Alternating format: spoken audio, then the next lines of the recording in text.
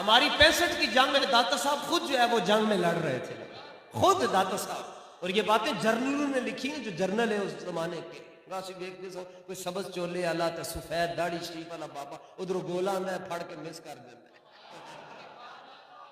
تو پاکستان کے لیے جنگ ہو داتا صاحب آ سکتے ہیں، ناموس رسالت کا مسئلہ ہو داتا صاحب ادھر لیٹے رہیں گے.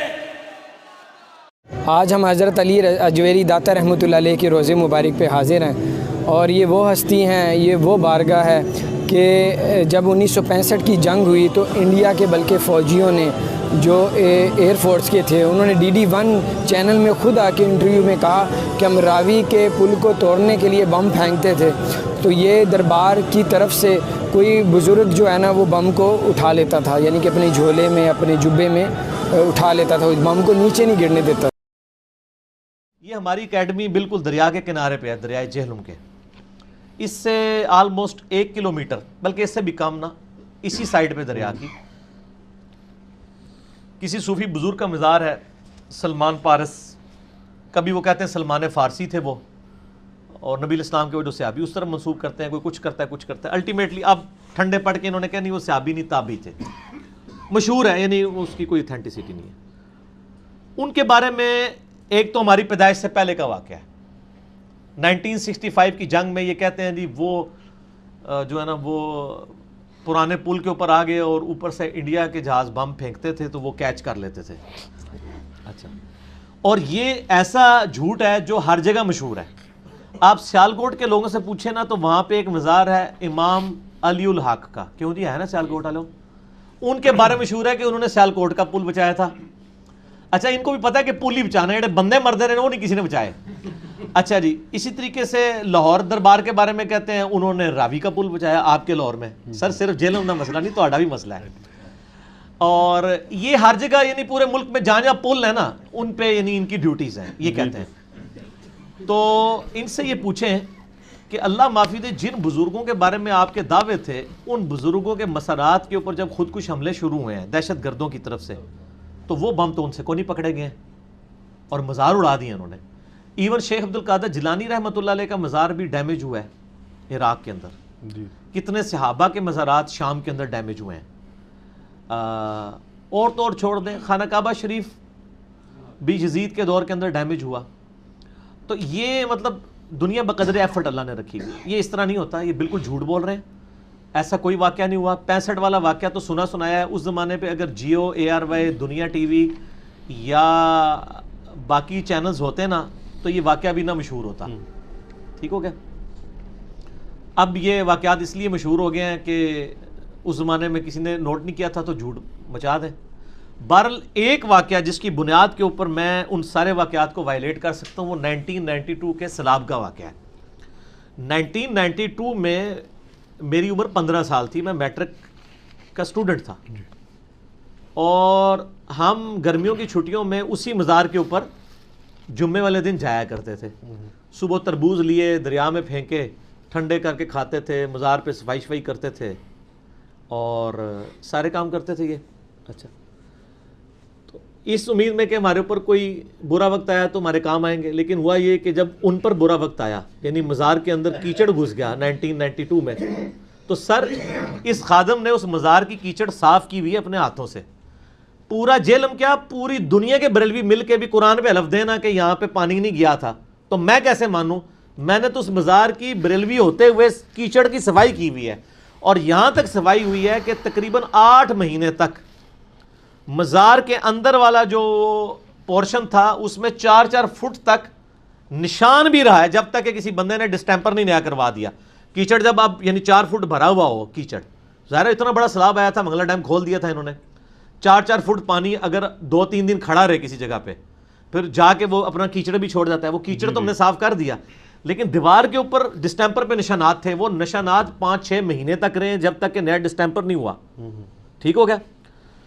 یہ سارے ہم نے صفائی کی تھی جب بارش یعنی وہ سیلاب کا پانی اترا تھا. اس کے باوجود جہلم میں لاکھوں بریلوی ہمارے بھائی وہ یہ کہیں گے کہ جی دربار میں پانی داخل نہیں ہوا تھا. تو جیسے یہ جھوٹ ہے نا اس طرح وہ بھی جھوٹ ہے. یہ جھوٹ تو ہم نے پکڑ لیا. اس زمانے میں ہم ہوتے تو انشاءاللہ تعالیٰ اگلے دن کلپ آ جاتا کہ بھائی جی اتنے تو CCTV کیمرے لگے سن کدھر ہے یہ بات؟ یہ سب کا سب جھوٹ ہے. ہمارے 4 ملک ان کافروں کی سازش کی وجہ سے تباہ و برباد ہو گئے ہیں. عراق، شام، افغانستان اور پاکستان بھی آلموسٹ، یمن ہے، فلسطین ہے، کئی ہیں. تو سر یہ بزرگ، میں آپ کو اس میں بتاؤں، ہمارے محلے میں ایک بھائی ہیں، وہ کہ تھوڑے محلے دار نے جو جی وہ عراق ہوتے تھے، بڑے بزرگوں کے ماننے والے. تو وہ مجھے خود سنا رہے ہیں، کہتے ہیں جب یہ یعنی وار شروع ہوئی نا تو وہاں کتنے مزارات ڈیمیج ہو گئے، اور ان بزرگوں کے مزارات ڈیمیج ہوئے بمباری کے دوران. تو کہتے ہیں ہم پاکستان میں بیٹھ کے ان بزرگوں کو پکار رہے ہوتے ہیں، یہ تو ادھر اپنے مزار نہیں بچا سک رہے، انہوں نے پاکستان ہماری کیا مدد کرنی ہے. اس چیز نے ان کو ہدایت دے دی اور وہ توحید کے منہج کے اوپر آ گئے. اب کسی کو اگر بات سمجھ آنی ہے نا تو اتنی بھی آ جانی ہے. یہ وہی ہے نا، سنن نسائی کے اندر حدیث موجود ہے، اکرمہ ابن ابی جہل فتح مکہ کے موقع پہ جب بھاگ گیا، سمندر میں گیا، طوفان آیا تو سب اللہ کو پکارنا شروع ہو گیا. ان کا نبی علیہ السلام تو یہی کہتے تھے، اور ہم ان کو یہ سمجھتے ان کا اب بتوں، ان کا بت نہیں ادھر کام آتے سر، اتنے اللہ ہی کام آتا ہے. تو انہوں نے کہا اللہ مجھے ایک بار زندگی دے دینا تو میں نبی علیہ السلام کے مبارک ہاتھوں میں ہاتھ دے کے مسلمان ہو جاؤں گا. اور وہ مسلمان ہوئے اور جنگ یرموک میں وہ شہید ہوئے. اکرمہ ابن ابی جہل، باپ جو ہے وہ فرعون ہے اس امت کا، اور بیٹا جو ہے وہ صحابی ہے، اکرمہ ابن ابی جہل رضی اللہ تعالیٰ عنہ وعلیہ السلام. تو یہ باتیں جب کلک اس زمانے میں کسی کو کرتی تھی نا تو مسلمان ہو جاتا تھا. اس زمانے میں بھی اگر کسی کو کریں گی وہ اپنے عقیدے کی اصلاح کرے گا، لیکن جس کو کلک نہیں ہوگی اس کو ہم گھوٹ کے تو کوئی اسلام کا صحیح منہج نہیں داخل کر سکتے. میں مسلمان ان کو سمجھتا ہوں انہیں ڈی ٹریکٹ ہیں، حالانکہ یہ ماشاءاللہ سب کو فتویٰ لگانے کے اوپر شیر ہوتے ہیں. میں کسی پہ فتویٰ نہیں لگاتا ہوں، میں کہتا ہوں مسلمان بھائی ہیں، ان کی اصلاح کرنی چاہیے. ٹھیک ہو گیا. 1965 کی جنگ میں بزرگان دین نے انڈیا کے بموں کو قبر سے نکل کر کیچ کیا تھا، اور 1971 میں یہ بابے کہیں بھی نظر نہیں آئے. اس کے متعلق تھوڑا سا آگاہ کریں. 71 میں ان کا انڈیا والوں کے ساتھ سمجھوتا ہو گیا تھا.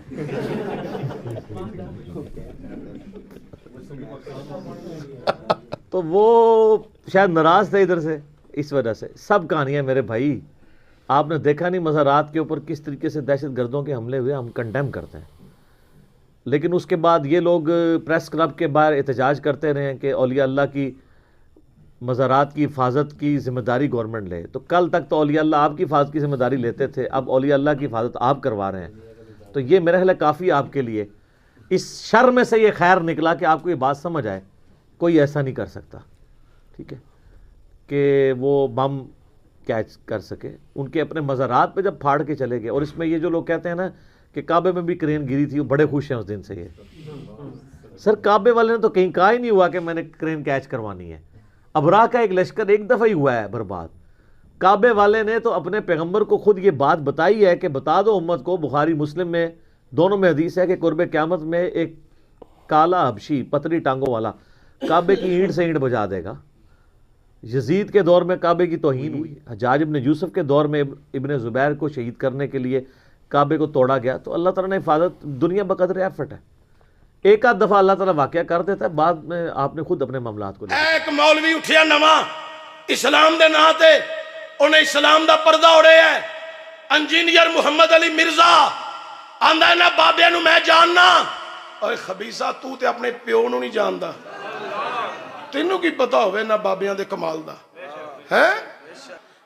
یاد رکھ اگر آئندہ تو خواجہ معین الدین چشتی اجمیری تے داتا گنج بخش علی اجمیری دے اتے اچھا کوئی ایسا تبصرہ ٹھیک ہے نہ زیبا کیتا، ٹھیک ہے، تینوں اگے ٹکرے نے مولوی اور سمجھ گیا، ہن تینوں ٹکرے گا نصیر الدین نصیر گولڑوی دا غلام. ٹھیک ہے، اساں تینوں یہ نہیں کہنا کہ تو اعلان کر، اساں تیرے بوے تے انج آنا جویں آن دا حق ہوندا ہے. ٹھیک ہے، سمجھ گیا. اسی علی حجویری دا لنگر بھی کھادا ہے تے خواجہ معین الدین چشتی اجمیری دا لنگر بھی کھادا ہے.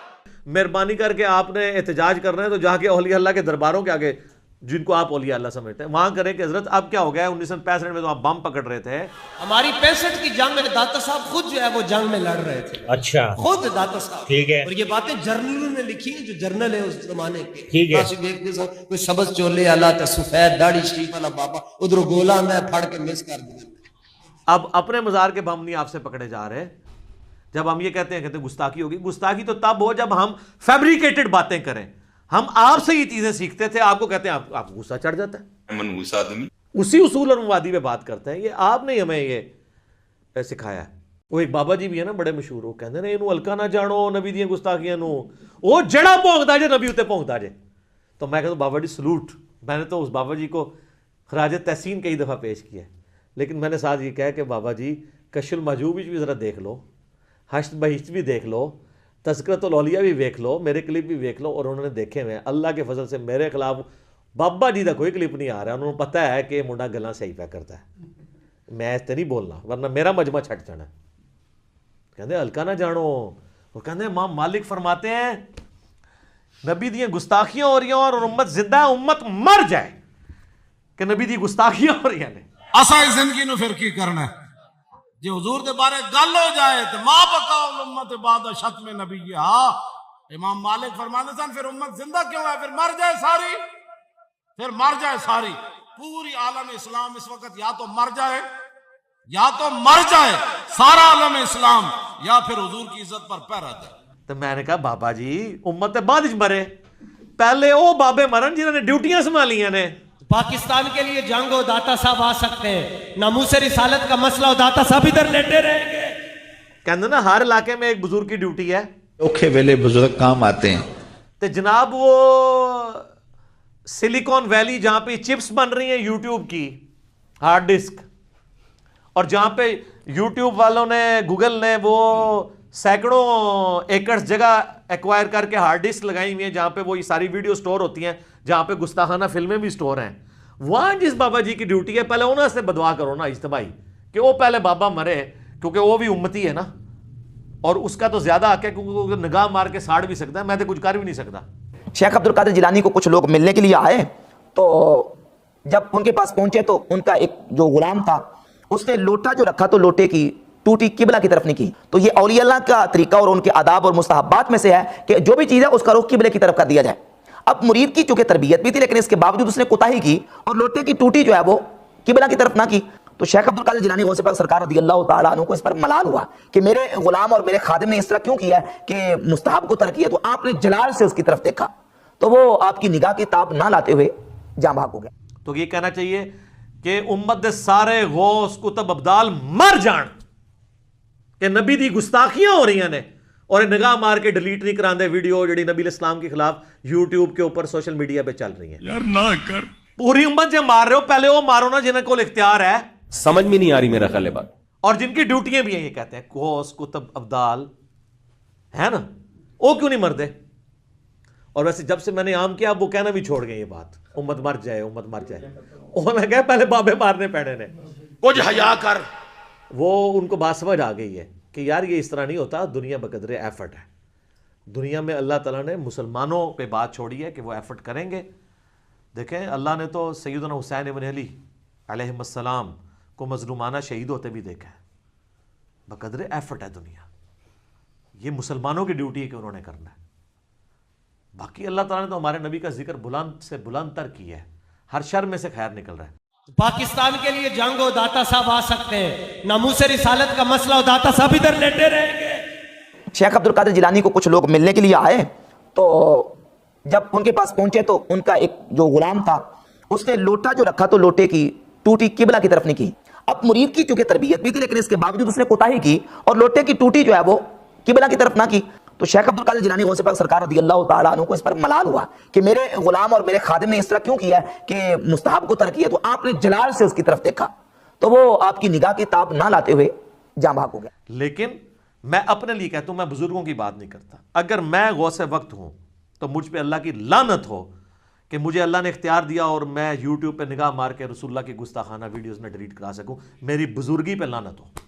میں کسی پہ نہیں بات کرتا, اپنے اوپر تو کر سکتا ہوں نا, بات سمجھانے کے لیے. کہتے ہیں نا طریقے سے ذرا بات ہونی چاہیے, لہجہ تلخ نہیں ہونا چاہیے.